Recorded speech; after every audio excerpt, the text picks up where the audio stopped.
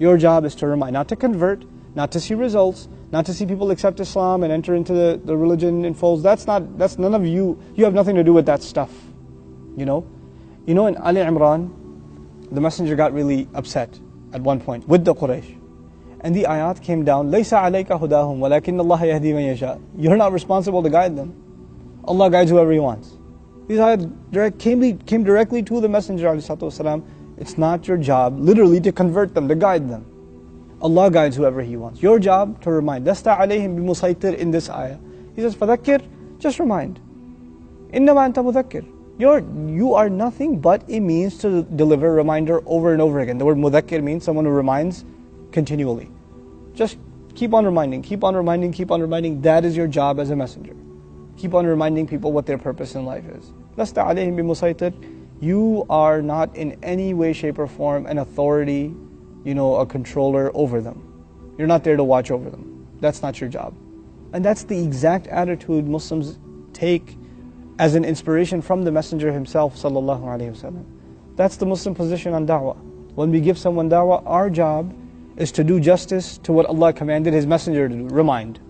Do justice to the act of reminding. Do your best to try to remind someone. That's it.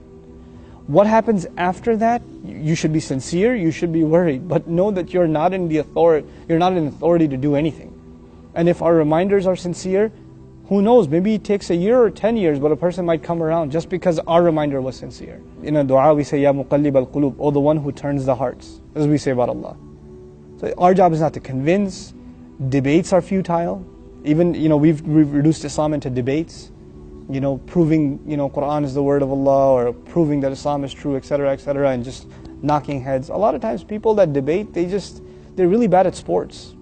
And so they find entertainment in debate. And we end up giving them exactly what they want, just to boost on their ego. They're not debating you because they're looking for purpose in life. They're just debating you because they get high off of it. That's a high for them, to make you feel stupid and to just constantly point at criticism after criticism. Our job is not to convert anyone.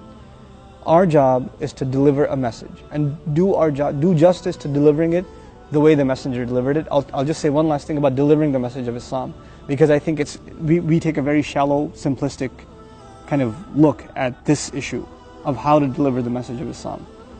One of the most fundamental ingredients in the Messenger's da'wah, in the Messenger inviting people to Islam, what gave it strength was his character. He had legitimacy, he had credibility.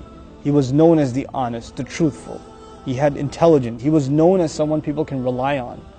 If you don't have those things, if you don't have those qualities as a person or as a community, if you don't have those qualities, then you're not in a position to speak about high ideals. It's like the guy who comes late at work every day and he's giving a lecture about punctuality. It doesn't carry any weight.